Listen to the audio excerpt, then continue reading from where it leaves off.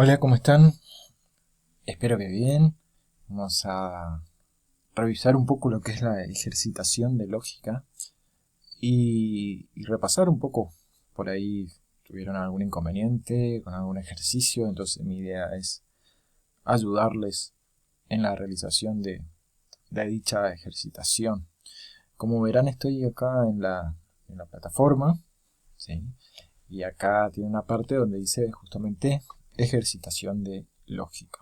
Vamos a abrir ese archivo y vamos a ir repasando punto por punto a ver dónde está la teoría que le va a ayudar justamente a realizar estos ejercicios. Bien, el primer ejercicio o los primeros ejercicios hasta el punto 8 son de lógica clásica, ¿sí? Lo que tiene que ver con la lógica aristotélica.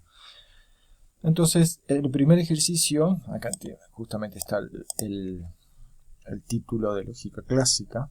En el primer ejercicio nos pide que indiquemos cuáles de las siguientes expresiones corresponden a conceptos y cuáles no.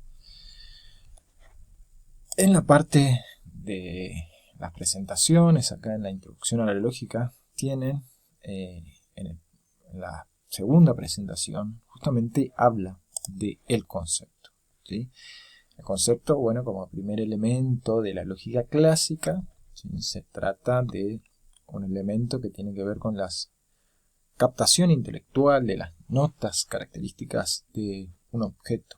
Entonces, lo que es un concepto es algo, una palabra, ¿sí? Que señala, indica o hace referencia a algo, ¿sí? Por ejemplo, computadora.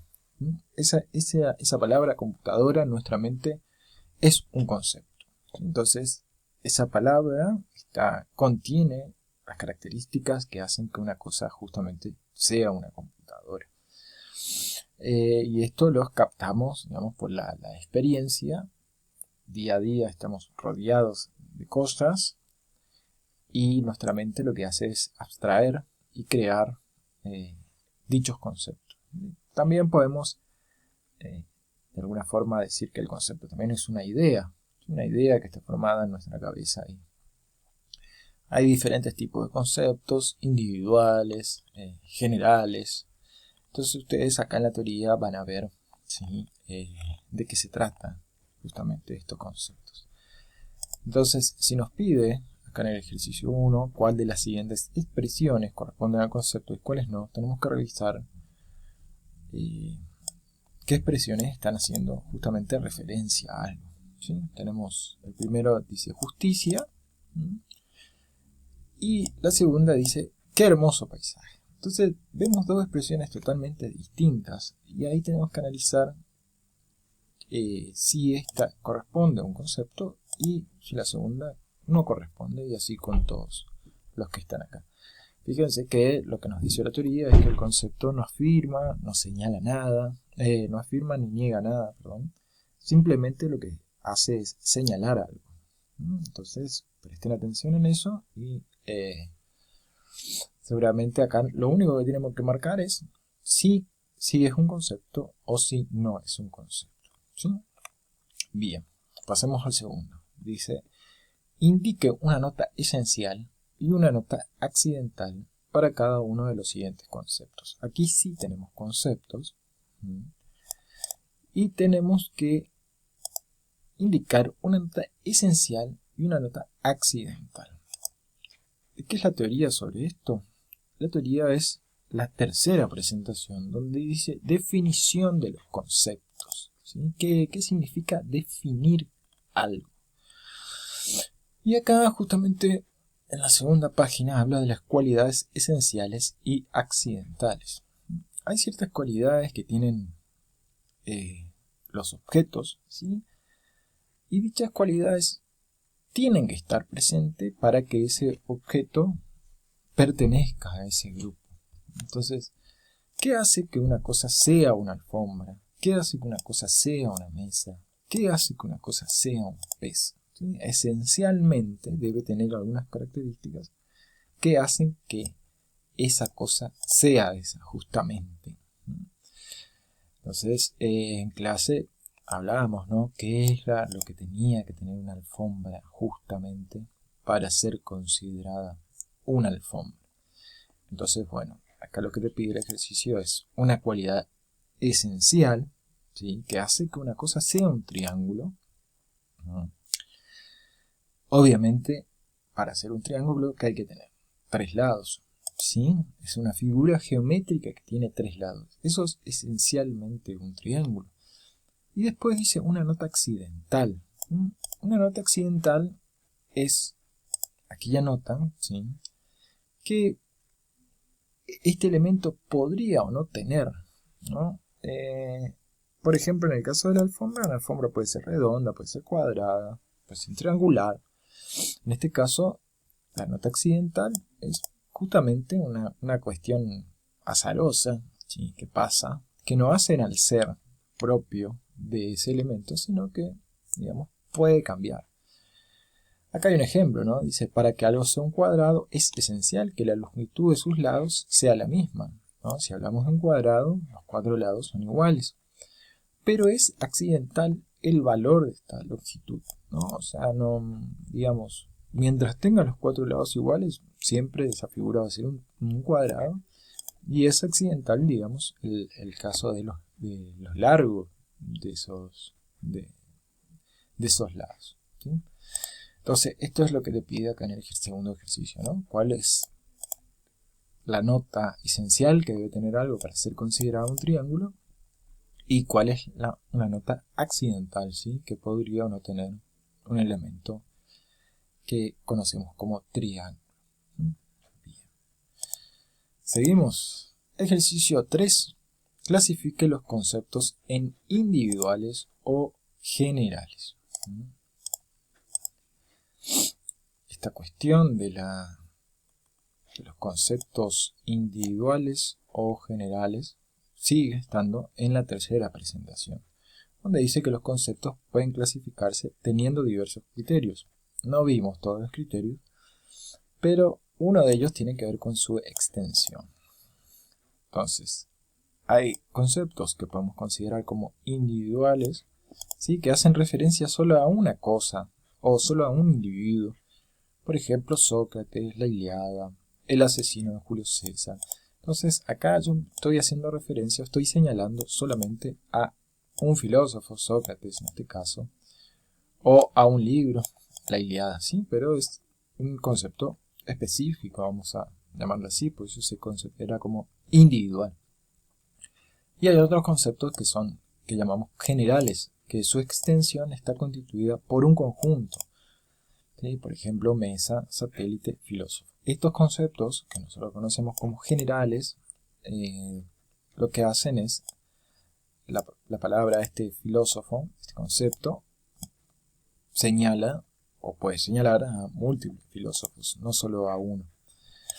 Entonces acá dice que uno clasifique los conceptos según su extensión, ¿no? Individuales o generales. América del Sur, ¿sí? Perro, Miguel de Cervantes, océano, la luna, ciudad. Entonces, hay que tener en cuenta si este concepto América del Sur, ¿a qué hace referencia? ¿Sí? Eso yo lo tengo que preguntar. ¿A una cosa individual o a una cosa general? Lo mismo pasa con perro. Bien. En el ejercicio 4 pasamos a la cuestión de los juicios, ¿sí? Y el ejercicio 4 dice que indique cuáles de las siguientes expresiones son juicios y cuáles no. Justamente la teoría de esta es la cuarta presentación, donde se nombra al juicio. Para realizarlo tengo que tener presente qué es un juicio, ¿no? Entonces me dice que el juicio es una relación entre conceptos que se caracteriza por constituir una afirmación.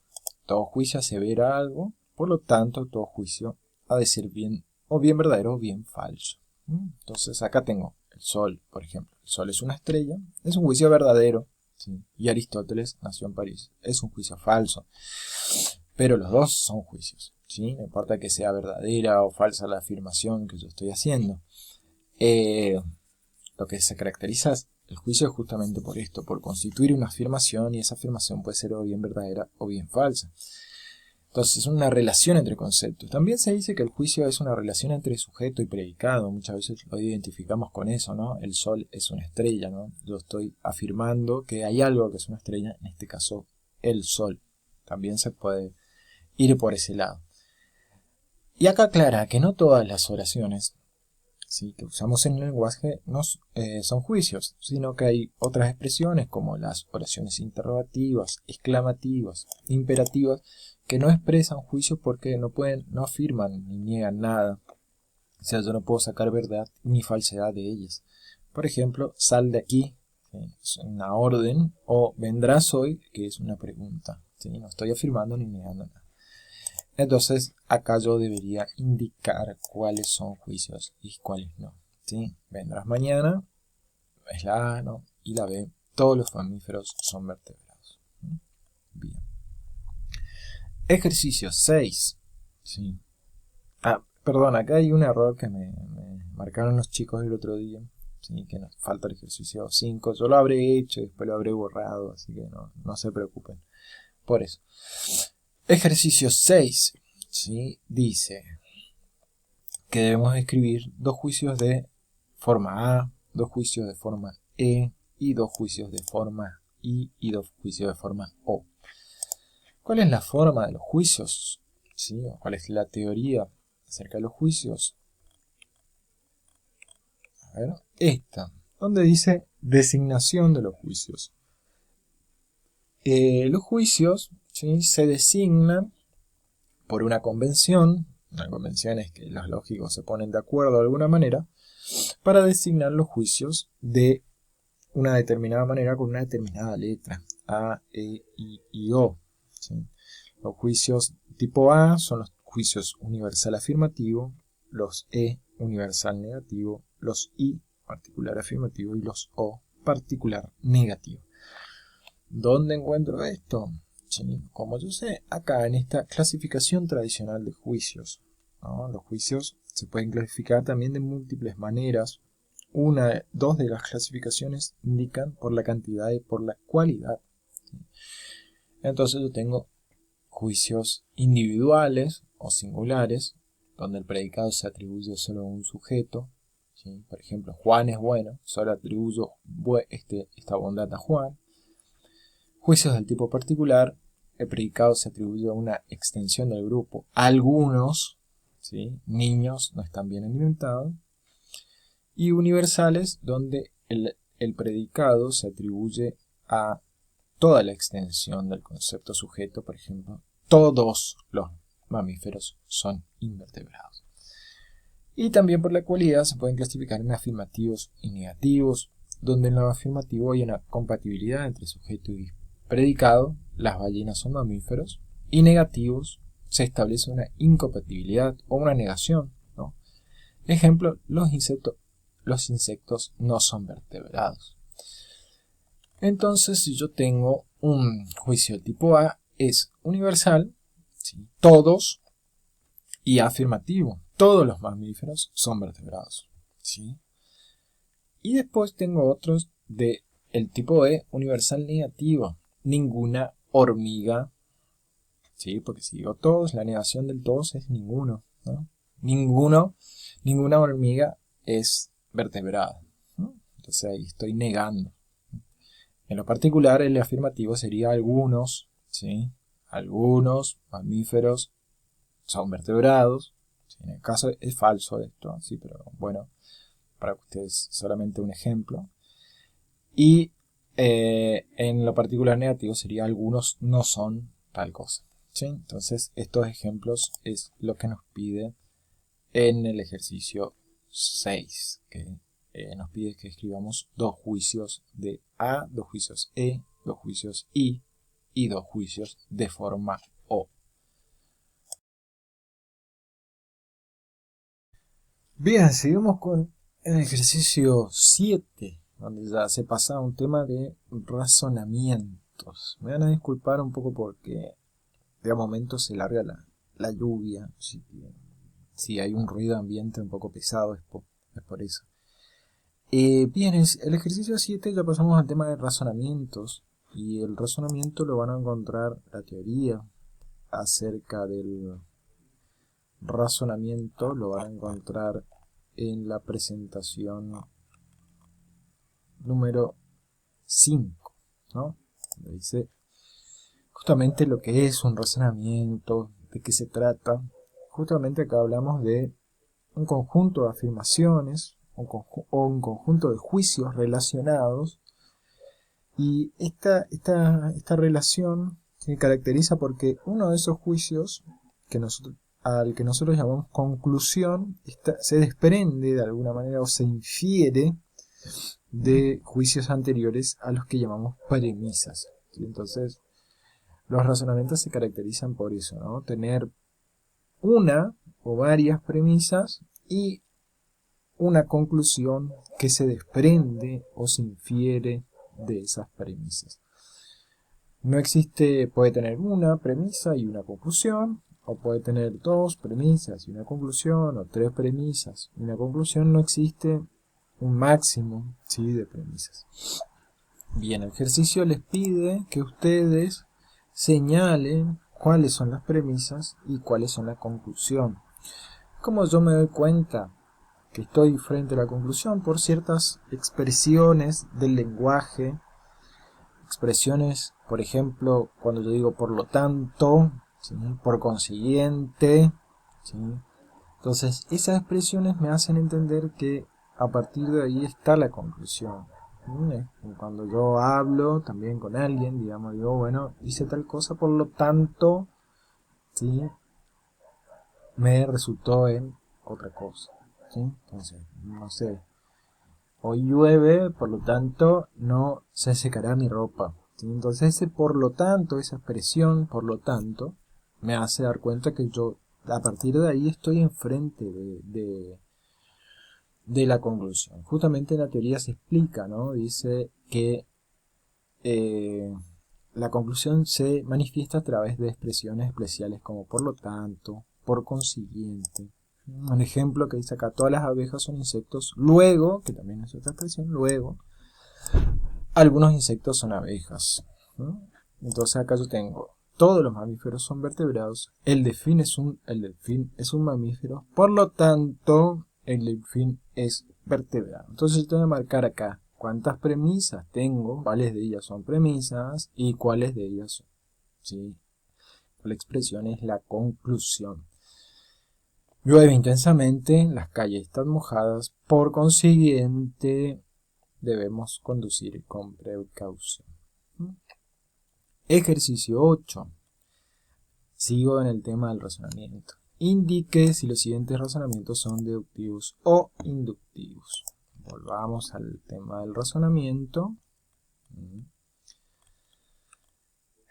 Dice, a ver, tipos de razonamiento, justamente. Hay diversos tipos de razonamiento, pero básicamente, ¿no?, por una cuestión de tiempo, lo que damos es razonamiento deductivo e inductivo.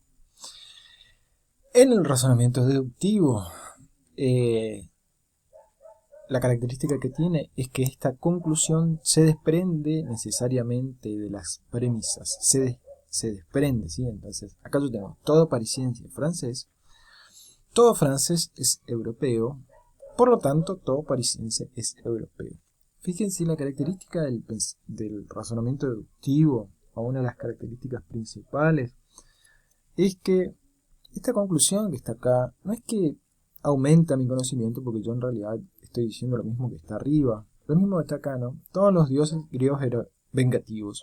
Apolo fue un dios griego, por lo tanto Apolo era vengativo. Ya es algo que obviamente tenemos la lluvia, los perros, los cohetes, muchas cosas que nos están interrumpiendo en el día de hoy. Esta conclusión, Apolo era vengativo, digamos, como que ya está dicha de alguna forma acá, ¿sí? Por eso dice que se desprende necesariamente, ¿no? Digamos que esta conclusión que está acá, lo que hago yo, digamos, es explicitarla, pero en realidad ya está muy marcada, ¿sí?, cuál es la conclusión.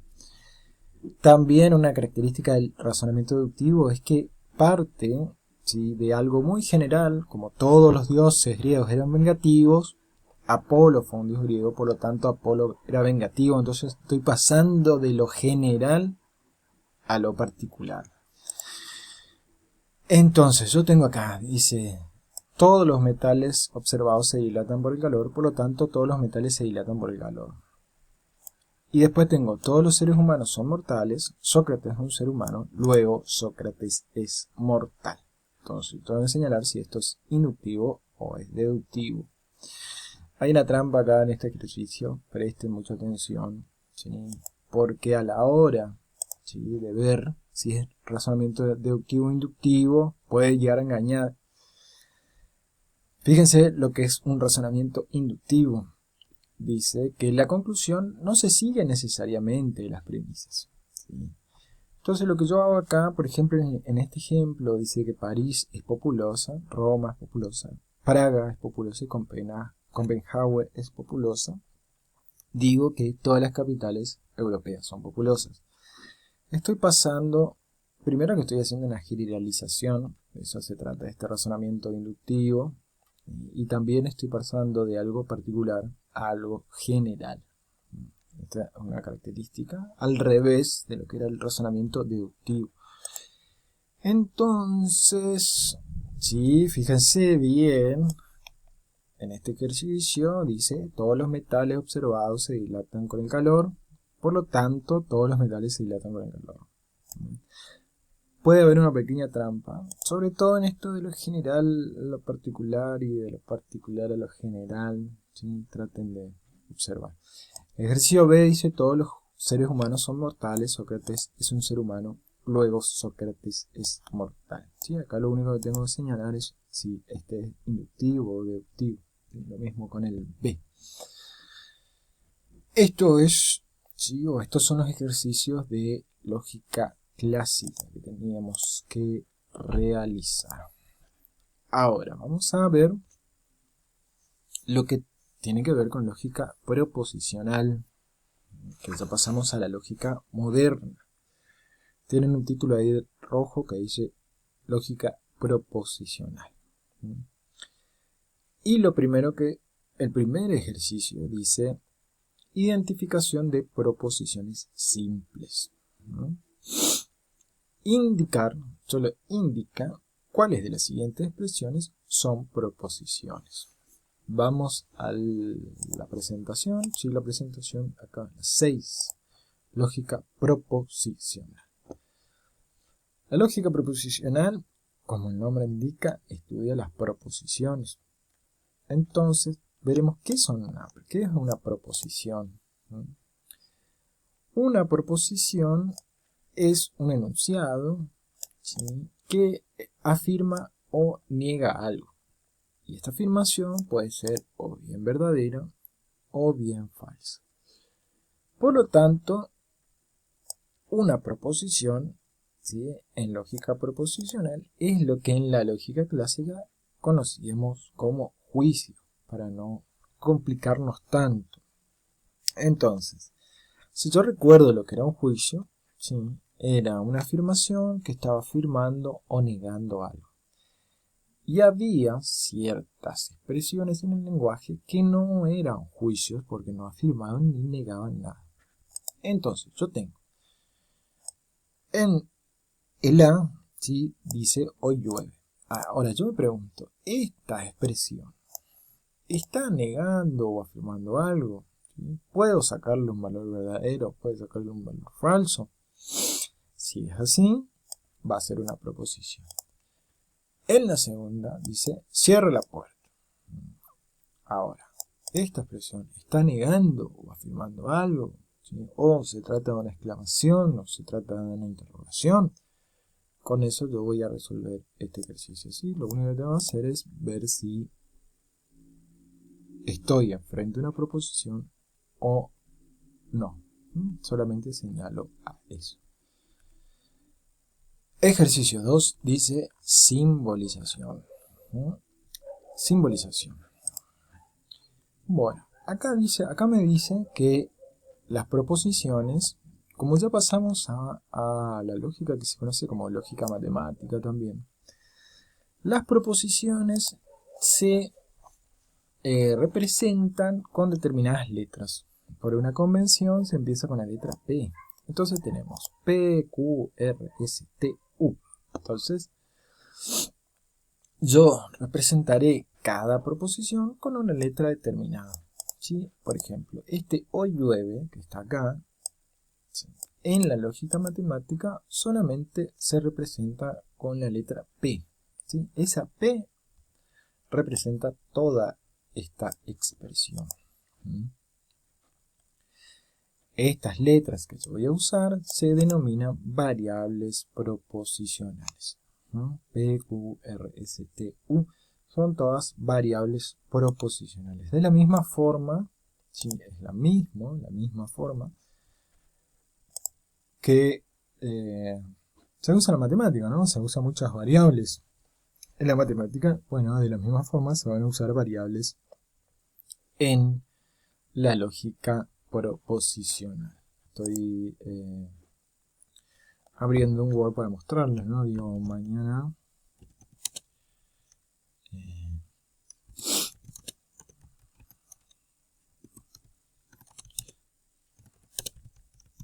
¿sí? Mañana iré a tu casa. Toda esta expresión que yo tengo acá, toda se representa con la letra P.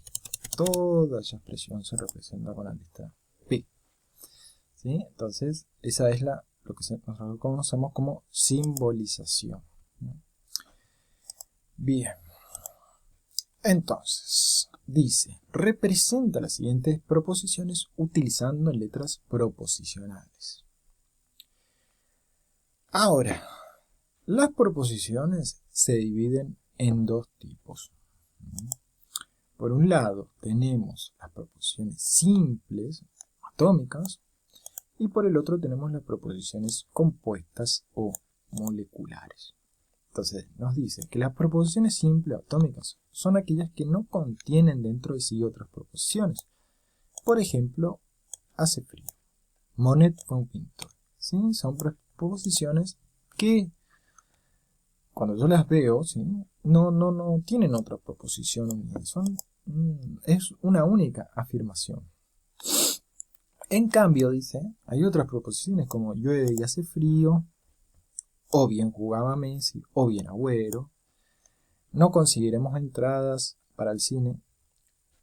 Son proposiciones compuestas, dice. ¿Por qué? ¿Sí? Yo me doy cuenta. ¿Cómo me doy cuenta que estoy frente a una proposición compuesta? Por el uso de nexos, ¿sí?, o uniones que se denominan conectivas. Por ejemplo, y es una conectiva, lo que hace es unir, ¿sí?, proposiciones simples. Sí, entonces, ¿sí?, también es una expresión que une proposiciones. O, ¿sí?, aunque, pero, etc. ¿Sí? Todas estas expresiones lo que hacen son unir. ¿Sí? Entonces acá me dice, las conectivas son por lo tanto expresiones o palabras que permiten relacionar proposiciones atómicas. Fíjense acá, dice llueve y hace frío. Ese y es una conectiva. ¿Sí? La conectiva lo que hace es unir dos proposiciones simples, como llueve es una y hace frío es otra. También acá, o bien jugaba Messi o bien Agüero. Esta O acá, ¿sí?, lo que hace es unir o bien jugaba Messi o bien Agüero, ¿sí?, lo que hace es están uniendo dos proposiciones simples. Entonces, de eso se trata las conectivas, ¿sí? Las conectivas me permiten unir proposiciones simples. En este ejemplo que yo le puse acá, ¿sí?, en el Word, dice, mañana iré a tu casa. Es una proposición simple. Bien, este ejercicio, ¿sí?, lo que tiene son, digamos, proposiciones del tipo compuesto. ¿Sí? Y Entonces siempre está usando conectivas, ¿no? Acá dice, si estudio, entonces apruebo. Este sí, entonces, es una conectiva. Acá en el B hay otra conectiva que es y. Y acá en el C hay una conectiva. ¿Por qué es una conectiva? Que es la conectiva de negación. ¿Sí? Dice, no viajaré mañana. ¿Por qué es una conectiva este no? Yo puedo pensar acá que hay una proposición simple, pero esto no es así. La conectiva no es justamente hace que esta proposición sea compuesta porque cambia, ¿sí? Va a cambiar el valor de verdad y falsedad de esta proposición. Entonces este no se toma como una conectiva. Lo mismo si digo ningún, también es una negación, entonces también se toma como conectivo. En la D tengo el sí, solo sí, que también es una conectiva. Y dice, en la otra dice, iré al cine o me quedaré en casa. Esta O también es una conectiva. Ahora, ¿cómo yo represento? ¿Sí? ¿Cómo yo represento estas proposiciones utilizando letras proposicionales? ¿En qué me voy a tener que fijar? ¿Sí? Sobre todo para representar las conectivas. ¿Sí? ¿En qué me voy a fijar? En esta tabla, donde dice, en el diferente cuadro se colocará el nombre de las diferentes conectivas, los diferentes símbolos lógicos que se suelen usar en lógica proposicional para representarla, las expresiones usadas en el lenguaje usual, algún ejemplo y su simbolización lógica. Entonces, yo tengo acá, ¿sí?, diferentes, el tipo de conectiva, negación, dice. ¿Cuál es el símbolo que utilizo? Bueno, puedo utilizar esta rayita con una cuestión, otra rayita a la derecha. Esta olita también, ¿sí? No importa, acá es indistinto, es una cosa, una cuestión muchas veces del teclado, muchas veces de como ustedes prefieran. ¿Cómo aparece en el lenguaje? Aparecen con expresiones como no, nunca, no es cierto que, no es verdad que. Y acá hay un ejemplo. No hace frío. Nunca viajaré lejos. Todo este no hace frío se representa o se simboliza con este no P, ¿sí? Una rayita y P. Fíjense si acá le aparece otro parecido, ¿sí? No sé, buscaremos, ¿sí? Hay un ejercicio que justamente se representa así, no P, nada más. O sea, esa es la simbolización que le piden en el ejercicio 2. Tengo otras conectivas como la conjunción, ¿sí? Que se puede hacer un puntito o una B al revés. Y en el lenguaje aparece y, pero, además, sin embargo, aunque. Llueve y hace frío, por ejemplo, ¿sí? Este llueve es P y este hace frío es Q, justamente. Y la conectiva es la I. Y acá está representada por este puntito, ¿sí? Que se conoce como conjunción. Después tengo otra, disyunción inclusiva. La B dice, en el lenguaje aparece como o I, O. Comeré helado de frutilla o vainilla, o ambos. Comeré helado de frutilla, P. Vainilla, Q. Esta O está representada por la B. Ahora, ¿por qué dice inclusiva? Porque en este caso yo puedo comer helado de frutilla y también de vainilla y puedo comer los dos a la vez, por eso es inclusivo.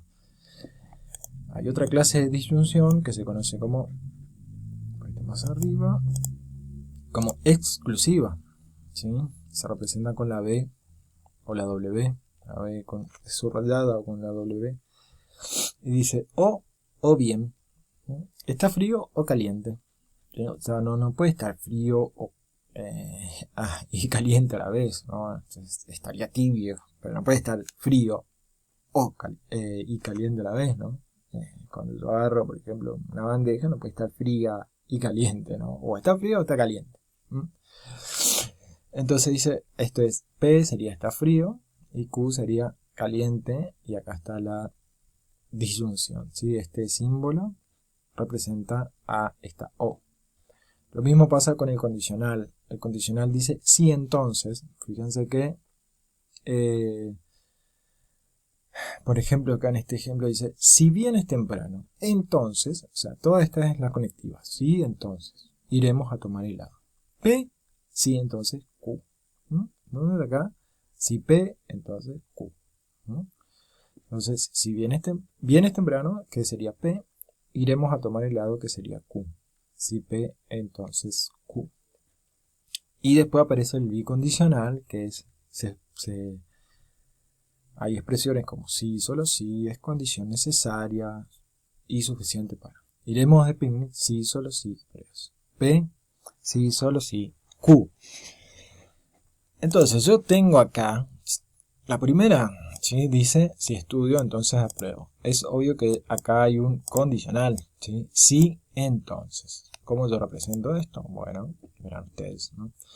Después la B dice, llueve y hace frío. Hay una conectiva que es justamente la conjunción. Y acá tengo una cuestión de negar acá, ¿sí? No viajaré mañana. ¿Cómo se representa eso? Entonces me fijo en esta tabla, ¿sí? Me voy fijando en la tabla, cuál es el símbolo que debo utilizar para simbolizar esto. Por ejemplo, acá yo mañana iré a tu casa y llevaré un vino, ¿sí? Entonces representa P,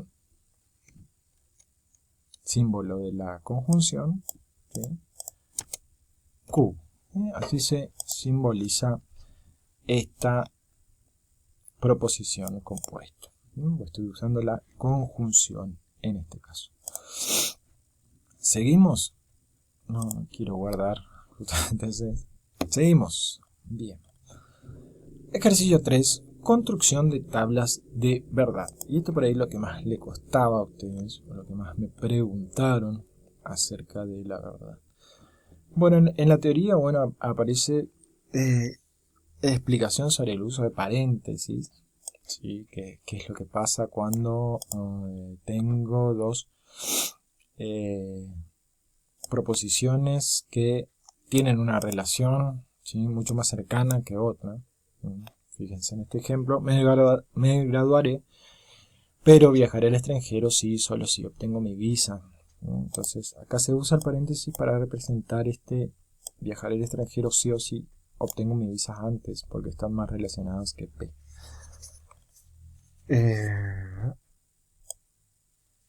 Vamos a la tabla de verdad. Sí, la tabla de verdad lo que me permite es justamente saber, ¿sí? Saber cuál es el nivel de verdad que tiene una proposición, ¿sí? Ahí estamos analizando los valores de verdad que tiene una proposición. Bien, ¿cómo se realiza la tabla de verdad? Bueno, vamos a ir bien abajo, ¿no? Acá están los pasos para resolver la tabla. En esta presentación están los pasos para resolver la tabla. Dice, lo primero que debemos hacer es contar cuántas variables proposicionales yo tengo. En este caso, vamos a ver este ejemplo, tengo P, Q y nuevamente P. Entonces, yo acá lo único que tengo, ¿sí? Son dos variables, P, Q y después P. No es que tengo tres variables, porque hay una variable que se repite, que es P. Distinto sería si tuviese P, Q y R, ahí sí tendría tres, pero en este caso solamente tengo dos, P y Q. Lo que yo tengo que hacer, dice, luego asignamos los valores de verdad y falsedad a la primera variable, que es P, ¿sí? Entonces asigno verdad y falsedad a P, ¿no? Y repetimos dichos valores en las demás variables, pero multiplicado por el número de variables que tengamos. En este caso tengo 2, ¿sí? Entonces, yo tengo en la primera variable un valor de verdad. Si lo multiplico, ¿sí? Ese 1 por 2, tendré 2.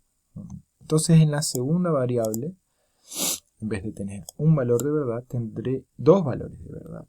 Y en vez de tener un valor de falsedad, tendría dos valores de falsedad.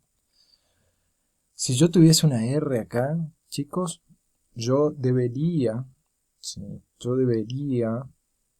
¿sí? Darle el doble de valores de verdad, ¿sí?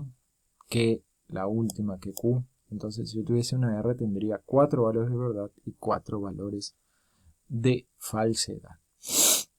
Entonces, lo único que yo tengo acá es valor de verdad, ¿sí? En Q tengo multiplicados estos, ¿sí? El doble sería,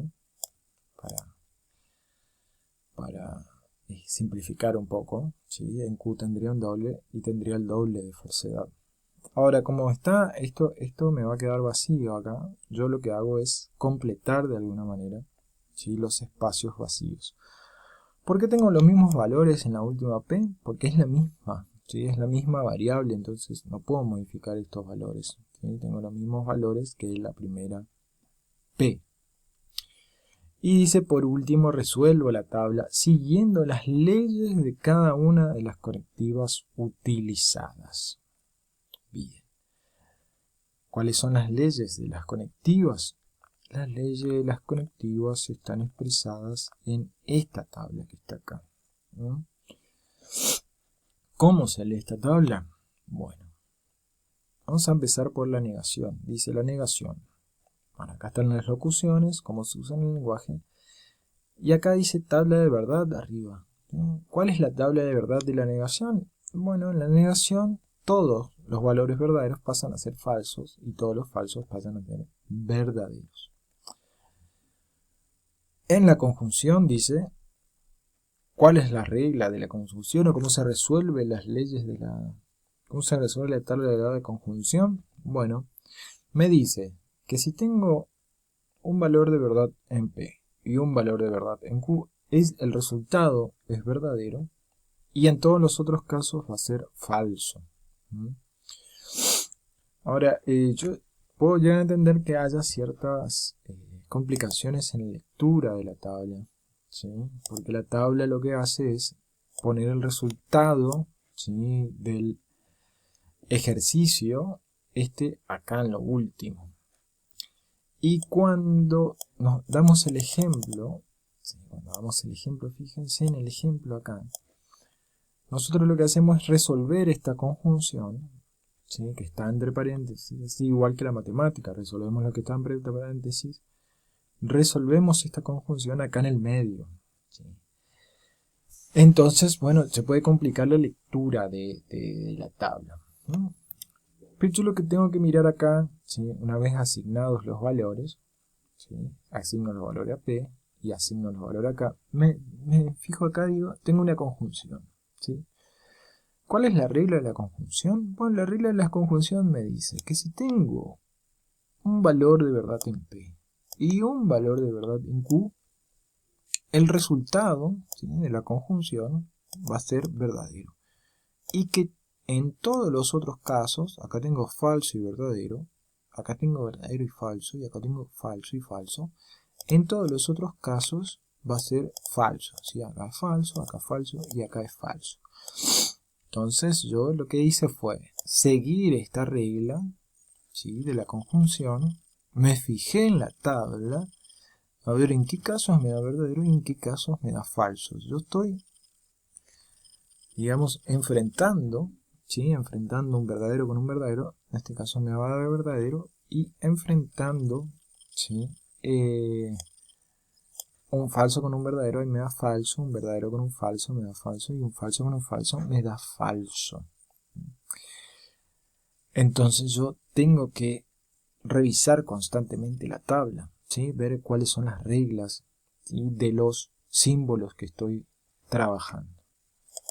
Entonces, ¿cuál va a ser mi mejor aliado en la resolución de este ejercicio? Ahí la tabla, ¿sí? La tabla, siempre tengo que mirar la tabla es así, no es de otra forma. Las leyes de cada una de las colectivas son así, ¿sí? No pueden ser de otra manera. Y en este caso, en este ejemplo que tenemos en la teoría, dice P y Q, entonces P, ¿sí? Acá tenemos un condicional, ¿sí? Un condicional. ¿Cómo voy a resolver? Fíjense que acá hay un paréntesis, ¿sí? Entonces, la cuestión es la misma que la matemática. En la matemática primero resuelvo los paréntesis y después resuelvo lo que está afuera, ¿sí? Entonces, yo tengo el resultado de este paréntesis, el que sacamos recién, ¿sí? Me dio este resultado. Por eso este resultado que está en esta columna. Por eso acá en este ejemplo dice primero, ¿sí? Porque fue el primer resultado que yo saqué de este ejercicio. Ahora, para la resolución completa del ejercicio, yo tengo que tomar esto, ¿sí? Tomar este primer resultado, que es el resultado del paréntesis, y realizar otro ejercicio que tiene que ver con este condicional, obviamente. Entonces yo tomaré ¿sí? Este resultado del paréntesis y haré el ejercicio del condicional con estos datos que tengo acá afuera, así de P. Entonces acá yo tengo afretado un verdadero y un verdadero, un falso y un falso, un falso y un verdadero, y un falso y un falso. ¿Cómo resuelvo esto? ¿Cómo resuelvo este condicional? Voy a la tabla y me fijo la regla del condicional. Entonces, la regla del condicional es la siguiente. Dice, cuando únicamente, fíjense acá en la regla, esta es la regla, ¿sí? La tercera columna acá, es la regla. Únicamente el resultado del condicional va a ser falso cuando tengo un antecedente, o sea, lo que está primero es verdadero, y el consecuente, o sea, lo que está después es falso. O sea, acá yo tengo enfrentado verdadero y falso. Me va a dar falso, si el resultado va a ser falso, pero en todos los demás casos va a ser verdadero. Entonces, vuelvo al ejemplo, me fijo, ¿no? Fíjense, únicamente falso en este caso, ¿no? Cuando tengo verdadero y falso. Acá tengo verdadero y verdadero, me da verdadero. Falso y falso, me da verdadero. Falso y verdadero, me da verdadero. Y falso me da verdadero. ¿Por qué no me da ningún resultado falso? Y porque no tengo un caso donde el antecedente, sea verdadero y el consecuente falso, que es el único caso que me da falso, ¿sí? En el condicional, ¿sí? Solamente en el condicional, el único caso que me da falso es este, no lo tengo ahí.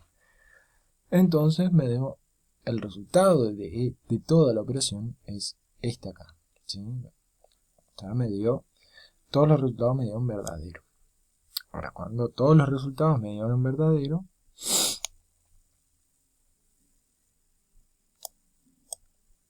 yo puedo decir que estoy enfrente de una tautología, ¿sí? Cuando todos me dan verdadero, estoy frente a una tautología.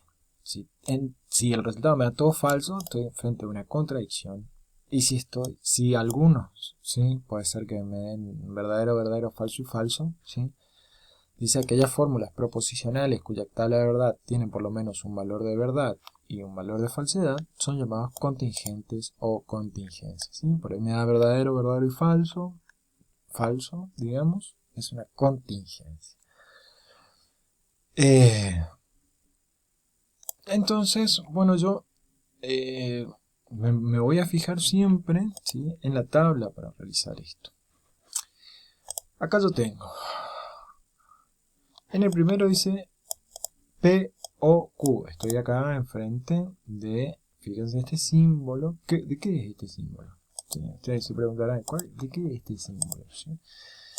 Voy a esta tabla. ¿Sí? Y fíjense que este símbolo es una conjunción. ¿Sí? Es una conjunción este símbolo. Tengo P o Q en este caso. Vamos a copiar el símbolo acá. Fíjense. Vamos a ver el ejemplo que tienen ahí. Vamos a resolver este ejercicio ya que estamos, ¿sí? Para ayudarlos. Bien, me fijo primero, ¿sí? ¿Cuántas variables yo tengo? Y tengo dos. Tengo solamente P y solamente Q. ¿Cuáles van a ser los valores de P? En principio va a tener dos, ¿no? Va a tener un valor verdadero y un valor falso, ¿no? Como tengo dos proposiciones acá, lo que hago es doblar, ¿sí? Doblar este valor de verdad en Q, ¿sí? Perdón. ¿Sí? Doblar este valor de verdad y también doblar este valor de falsedad, ¿sí? Doblar este valor de falsedad.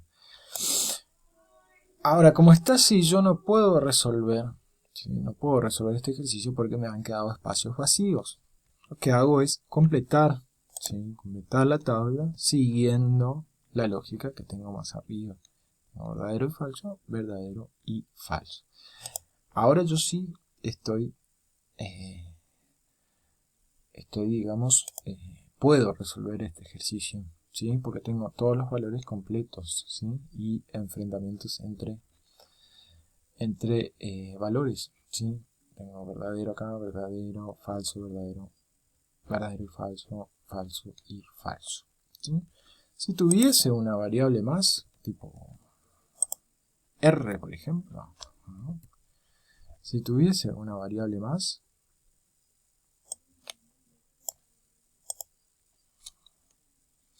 no me va a dejar estirar acá. Bueno, pongámosle que si tuviese R, ¿sí? Al costado, ¿sí? R seguiría la misma lógica. Si tengo dos valores en Q, ¿sí? De verdad, R va a tener 4 valores de verdad y 4 de falsedad. Y completaré la tabla de la misma manera que estoy haciendo acá. Pero vamos a ayudar a resolver este ejercicio, ¿sí? Que ustedes tienen P o Q. Cuando tenga listo esto, recién ahí puedo resolver el ejercicio. Tengo una disyunción inclusiva, en este caso, ¿sí? Entonces me voy, ¿sí? A la tabla y me fijo cuál es la regla de la disyunción inclusiva. La disyunción inclusiva me va a dar solamente falso. Fíjense, acá está el resultado de la tabla. Solamente falso cuando los dos valores enfrentados sean falsos. En el resto de los casos es verdadero. Tengo verdadero y verdadero, medio verdadero, falso y verdadero, medio verdadero, verdadero y falso, medio verdadero, y falso me da falso. Solamente en este caso me da falso.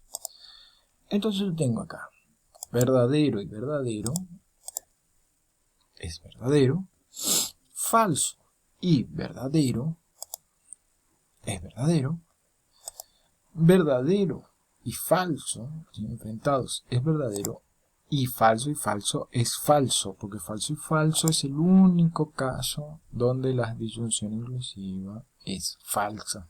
En el resto de los casos es verdadera. Este es el resultado de la tabla de verdad que yo realicé, ¿sí? Este es justamente el resultado. Y ahí terminó el ejercicio, ¿sí? En este caso termina ahí el ejercicio. Es una contingencia porque me dio valores de verdad y también valores de falsedad. Ahora, ¿por qué yo explico? O sea, ¿por qué esto sigue una lógica? ¿Y por qué esto se da así? ¿Por qué las reglas son así? Bueno, supongo que yo diga, comeré empanada, ¿sí? O helado. Puedo comer las dos al mismo tiempo también. Puedo comer empanada y helado tranquilamente.